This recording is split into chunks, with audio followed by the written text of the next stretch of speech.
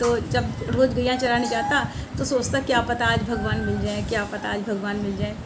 एक बार भगवान उसके भोलेपन पे बहुत रीझ गए। तो भगवान जब वो गैया चरा रहा था तो सामने से देखा कि बंशी बजाते हुए मनमोहक रूप धारण किए उसी के बराबर के स्वरूप में, जैसे वो 12-13 वर्ष का बालक था उसी रूप में भगवान आए, उसी के बराबर का सखा रूप लेकर आए और मोर पंख लगाए और अपना बांसुरी हाथ करथनी में बांधे हुए थे और गैया उनके साथ थी। तो कहने लगे कि तुम कौन हो? तो भगवान ने उससे पूछा कि तुम कौन हो, तो तुम्हारा नाम क्या है? तो वो कहने लगा मेरा नाम भोंदू है। भगवान बोले कि बहुत अच्छा नाम है। तब आपस में वार्तालाप करने लगे। अब भोंदू समझ गया कि शायद ये वही कन्हैया है जिनका हमारे गुरुजी बार बार जिक्र करते हैं कि वो वन में गैया चराते हैं। तो पूछने लगा कि आपका क्या नाम है? बोले मेरा नाम कन्हैया है। तो बोले आप भी अपनी गैया चराते हैं? उसने बोले हाँ मैं भी चराता हूँ। तो बोले कि ठीक है, कल से आप रोज़ आना और हम दोनों साथ साथ मिलकर गैया चराई करेंगे। और उसने कहा कि जो है चलो आओ मेरे साथ बैठ के भोजन करो, क्योंकि घर से अपना बना के लाता था, 2-3 रोटियां लेके आता था। जो भी लाता होगा वो भगवान को साथ में भोजन पवाया। भगवान बोले बहुत आनंद आया। अब जो है अगले दिन जब वो गया तो गुरुजी से बोला कि गुरुजी आज मुझे थोड़ा सा ज़्यादा भोजन चाहिए। तो कहने लगे कि तुझे किस लिए चाहिए ज़्यादा भोजन?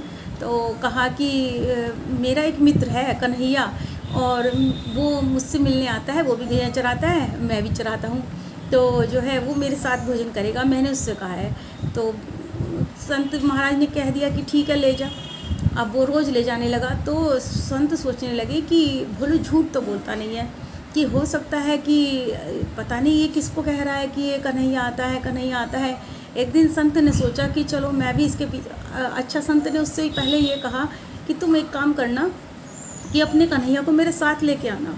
अच्छा, भोलू सरल भी था और गुरु भक्त भी था। अपना जो संत जिनकी शरण में वो रहता था उनके प्रति बहुत मतलब विश्वसनीय था, मतलब उनके प्रति बहुत कृतज्ञ था कि इन्होंने मुझे रख रखा है।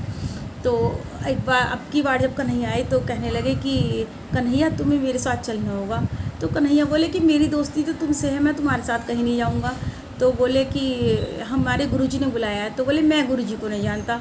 तो कन्हैया जब ये बातें कर रहे थे, खाना खाते खाते कर रहे थे, भोदू ने एकदम से सारी रोटियां हटाई। कहने लगे जब तुम मेरे गुरुजी को नहीं जानते हो तो उनका दिया हुआ अन्न भी मत खाओ। ये मेरे गुरुजी का है, राधे राधे। भगवान चौंक गए।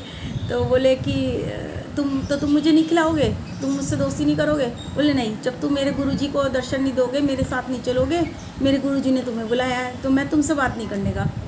भगवान उसकी विनम्रता पर, सरलता पर रीझ गए।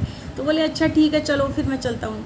तो भगवान ने कहा कि चलो भोंदू ने कहा कि ऐसा करो कन्हैया तुम मेरे कंधे पे बैठ जाओ। तो उन्होंने पीठ पे लाद, भोंदू ने पीठ पे जो है कन्हैया जी को लाद मतलब बैठा लिया, जैसे कि कंधे पे कर लेते, पट्टी ले लेते हैं जैसे, उस तरीके से ले लिया। अब गया मस्ताते हुए, अब गुरु जी के समक्ष जाके खड़ा हो गया कि देखो मैं आपके कन्हैया को लेकर आया हूँ।